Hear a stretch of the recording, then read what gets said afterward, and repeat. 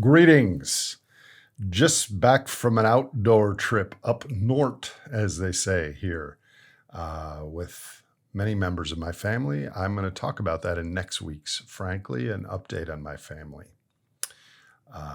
which will, of course, have wide boundary implications for the biosphere and the great simplification. Of course it will, otherwise I wouldn't talk about it. Today I am going to talk about wide boundary implications. We have an ostensible goal, but we often don't look at the second order effect, the third order effect, and the, as Daniel Schmachtenberger would say, the nth order effect behind the surface goal. In the 1970s, there was a famous ecologist named Garrett Hardin, who was most famously known for an essay called The Tragedy of the Commons. He's less well known for his framing of numerate, which is knowing numbers, literate, which is knowing words and grammar, and more important than those was being ecolate or ecologically literate. And he said the question that you should ask when looking at a situation is, and then what? And then what is the lead in to the ecological broader consequences of an action, a policy, a decision? So today I'm going to list a few modern relevant examples of narrow versus wide boundary thinking that we don't often enough ask, and then what?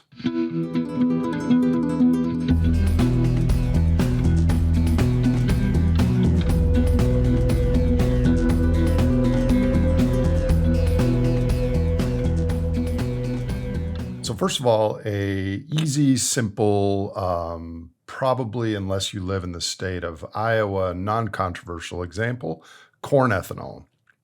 So 15 years ago, when oil was almost $150 a barrel, gasoline was expensive and in short supply.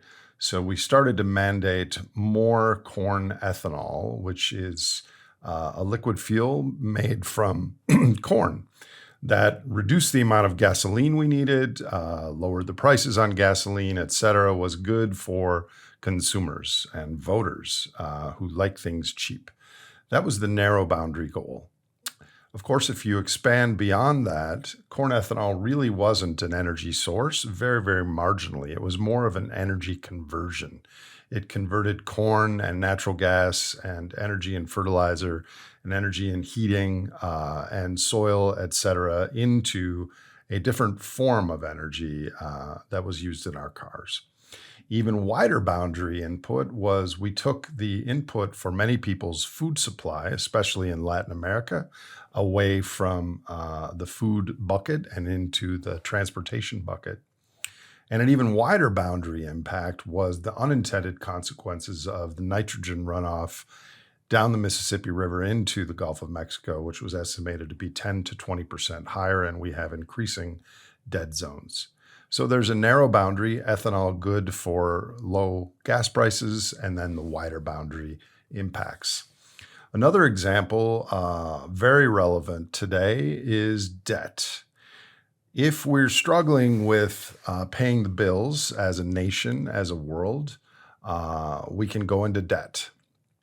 And that pays the piper at the moment, but makes us pay the piper back in the future.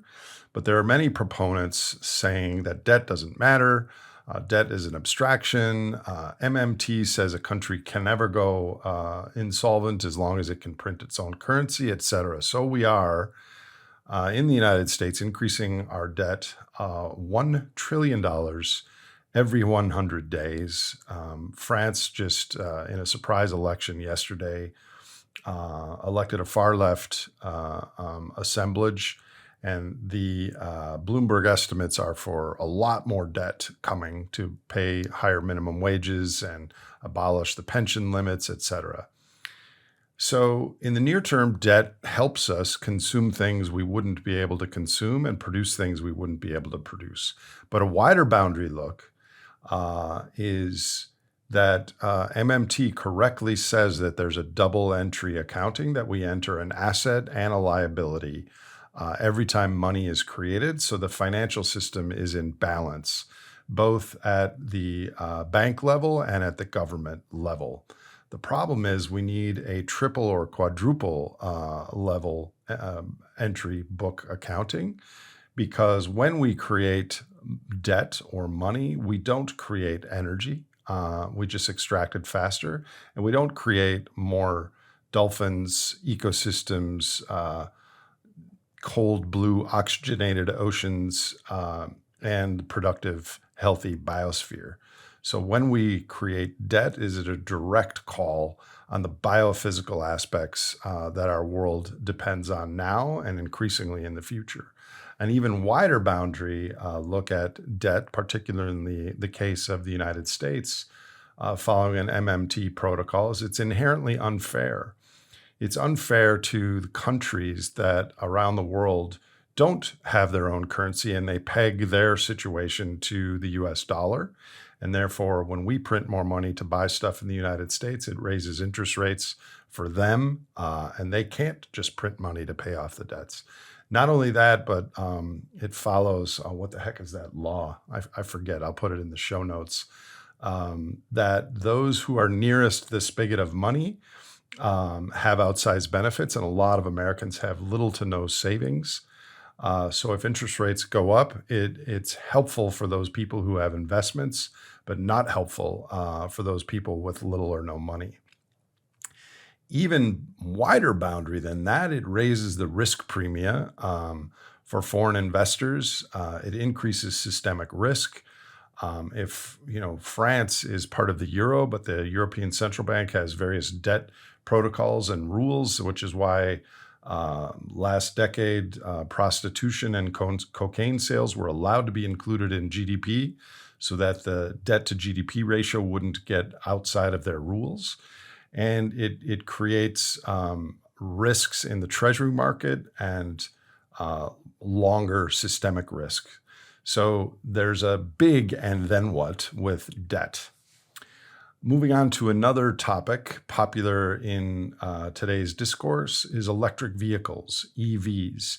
We ostensibly want to replace internal combustion engine vehicles with electric vehicles because we care about the climate change and the parts per million CO2 in the atmosphere and ocean acidification and all those things. So ostensibly, that's a good thing, more EVs. A wider boundary view says that, first of all, you have to drive EVs a long time, and where you live, where you charge your EV, has to be a large percentage low carbon energy. Otherwise, the savings are marginal at best. An even wider boundary look is that gasoline is only one product from a barrel of oil.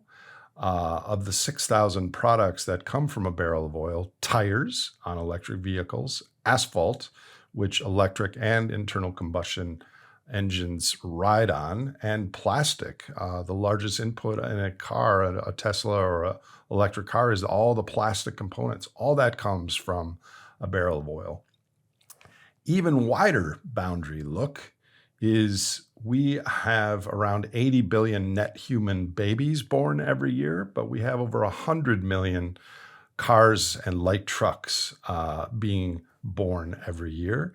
And is that, whether they're low carbon or high carbon or medium carbon in their driving emissions, is that the sustainable future we want to head towards?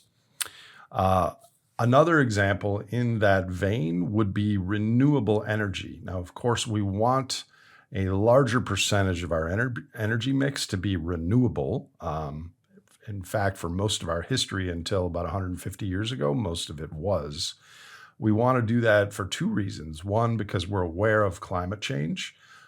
So we want to reduce the carbon amount in our fuels. And two, this fossil pixie dust that has been supporting our economies for the last 150 years is finite. It's drawing down relatively rapidly, though we don't see it on a day-to-day, week-to-week, month-to-month basis, but on a decadal basis, we are at or near the top of the carbon pulse. So Expanding renewable energy on the surface is a good thing. You might guess that there are and then what questions associated with this. First of all, as Olivia Lazard, Simon Michaud, and more recently Ed Conway have said on the podcast here, um, a decarbonization of our energy supply will lead to a rematerialization of copper, lithium, aluminum, cobalt, all the rare earth metals, et cetera. Much of this is in countries that are increasingly aligned, not in the unipolar Western world order. And depending on the estimates, we need orders of magnitude more of these materials. An even wider boundary vantage is that replacing or building, adding renewable energy to our system is still trying to set us up for a 19 terawatt global metabolism or even more in the future. We're still trying to grow the size of the superorganism. We're not just stopping fossil fuels, we're growing fossil fuels and adding renewables at the same time. And lastly, well, not lastly, this diagram could have like 10 different wide boundaries on it. Lastly is they're really not renewable. Like in 25 years, we're going to have to rebuild the inverters, the wind blades, the solar photovoltaics. Right now, only 8.5% of our global material supply chain is recycled. Again, I am really in favor of more renewables, but with a different objective, a different cultural goal. So a wide boundary yellow team view of renewables is not quite as sanguine as we hear in the news. Artificial intelligence, very much in the news. And Bill Gates is especially vocal that AI is going to help rather than hinder climate goals. So the benefit from AI is it's going to make lots of things more efficient, so we're going to use less energy. That's kind of the story that we hear in the news.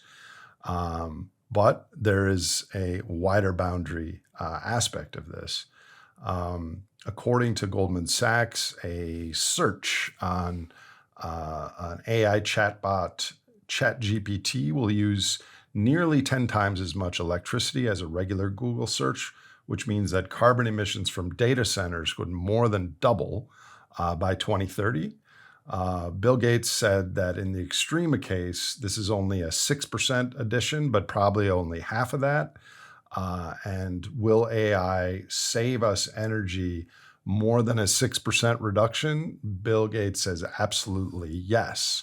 But is that really the issue? Data centers is really only a small portion of the wide boundary impact of artificial intelligence. One step out, we're going to have more processes that make things more efficient in extraction using sensors and data and all kinds of new methodologies to extract oil and different resources faster and better. So if AI works the way people are saying, it's going to have a big straw effect on energy, material, environmental impact. Wider than that even is the new innovations and new scientific discoveries that big data is going to give us that we didn't know before, which acts as an even wider straw. But using the widest boundary of all, the backfire effect is going to be ginormous from artificial intelligence. We talk about Jevons paradox, which is the rebound effect, which is if we invent a new lighting technology and it saves us 10% of energy, that because of that savings, we end up using 6 or 7 or 8% more energy, but less than the 10%. That's called a rebound effect. A backfire effect is if we invent a 10% savings in some technology, but then we end up using 15% or 20% more. And if the financial Wall Street prognostications are true, we're going to have a boost in productivity, which will cause the mother of all backfire effects in the global economy due to big data and artificial intelligence. I could argue, and if they are correct, that Google and Microsoft will have a larger negative impact on climate than Exxon or Shell. Next week, Daniel Schmachtenberger is going to talk for around an hour and a half on this exact topic, and I hope you can all tune in and watch it. It was informative and terrifying. If he's right, and if the AI prognosticators are right, the environmental movement needs to be very, very up to speed and aware and concerned about this. Climate itself. What if we just focus on climate? We should. We should care about the biosphere and reduce our emissions dramatically and soon.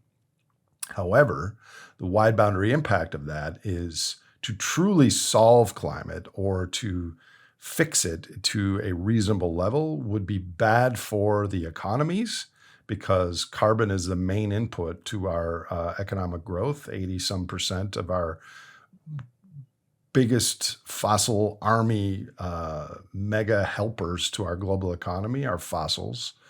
And to make them 2 or 3 or 4 times expensive will hurt economic growth. It will also hurt inequality, because we can't have climate change, growth, and equality all. We can pick 2 or even 1. Look at the massive growth in fossil fuel consumption in China, in India, et cetera. And it's a regressive situation. If we make things more expensive, poor people, even in developed nations, are going to struggle. An even wider boundary than that is focusing on carbon ignores all the other environmental aspects of our overshoot situation, like biodiversity and what's happening to the insects and sperm count and plastics and endocrine disruptors and ecosystem disruption. And yes, climate change, global heating is probably the mother of all these risks, because it makes all of them worse. But in 2 weeks, there's a podcast coming out with Johan Rockström looking at multiple planetary boundaries that we are at or exceeding, leaving Earth away from the stable time of the Holocene. So again, just focusing on carbon is a good goal, but there are wider boundary and then what implications. We worry about our environmental impact, we worry about climate, we worry about inequality, we worry about declining resources. So degrowth sounds like a logical thing to do. However, there are also, and then what, responses to this. First of all, there's a ginormous financial overhang, especially in the global West.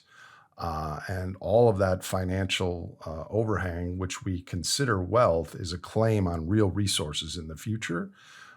So if there is a degrowth, there is a massive Wile E. Coyote musical chairs situation that creates a bend versus break moment. Beyond that, we've built this complex Rube Goldberg machine global economy based on just-in-time supply chains and complexity, and we can't go backwards easily. It's like going to the Avis rental car where it says don't back up, and you back up into those spikes and it pops your tires. The economic equivalent of that. And lastly, an even wider boundary is if degrowth was actively chosen, which I don't expect it will be, but then the scarcity in the system leads to violence and war, including countries that have nuclear weapons, et cetera. So, and then what after degrowth is a relevant question. What about growth? Growth is good. Growth gives more jobs. Growth gives more conveniences and allows people to take trips and buy an extra G.I. Joe with a Kung Fu grip for Johnny. You get a point if you remember the movie. Growth is what our cultures aspire to. But if we yellow team that, if we say, what is the unintended consequences of that? Of course, followers of this podcast are quite aware. First of all, we are slowly, inexorably eating the environmental health of this planet. We don't feel it so much in the United States or in Canada, with the exception of the wildfires and the heat waves right now in the Southwest. But globally, the impact on nature has been gigantic, and much of it is backloaded. Um, in the same way that nuclear plant, we don't really know the cost until centuries later. We won't really know the cost of growth until a century or later from now, because a lot of the negative consequences are backloaded. Wider than that, more growth in my town, in my state, in my country, in the world, builds a larger baseline for future decisions, institutions, and expectations. And so the higher the baseline we build, the more energy, the more infrastructure, the more environmental impacts we have. So it's leading us further away every year to a stable landing point. And if we really yellow team it enough, is economic growth. It's more like it's the game, not the plan. And it's kind of an immature plan for a species self-labeled wise man. So growth too has and then what?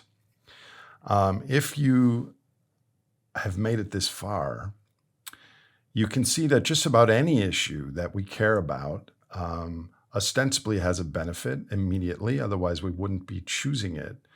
But it has unintended consequences, a first order effect, a second order, a third order, an nth order. So I guess my recommendation here is, especially in a time of nonlinear events in the world, of emergent, chaotic behaviors with a lot of uncertainty, if we have a strong opinion about making a big decision in our own lives, in our communities, and nationally, we should first yellow team it. What are the possible outcomes that are unintended from this? Of course, we can't, Daniel Schmachtenberger was on a while ago doing a podcast on naive versus authentic progress. We can't yellow team everything. If we worried about every single negative aspect from a decision, we would move so slowly that sparrows could feed on us. But we could choose a couple big ones and consider them in our decisions. It's really hard to optimize for more than one variable at a time. So right now we're just optimizing for profits with all the chaos cluster mess that we see building in the world. But I think it's a good idea to be ecologically literate, and ask more often than we have, and then what? I'll close with this thought. If you put these 8 or 9 bullseyes together that represent narrow versus wide boundary thinking, the wider boundaries kind of blend together in the background. And it conjures up the Ilya Prigogine quote, when a system is far from equilibrium, small islands of coherence have the capacity to shift the entire system. Those small islands of coherence are in the wide boundaries. Those islands are out there, and the different things that comprise the human predicament are connected. And it's my hope that more people, hopefully some of you, are listening and applying these things in your own life and in your work in service of life. Talk to you next week. Thank you.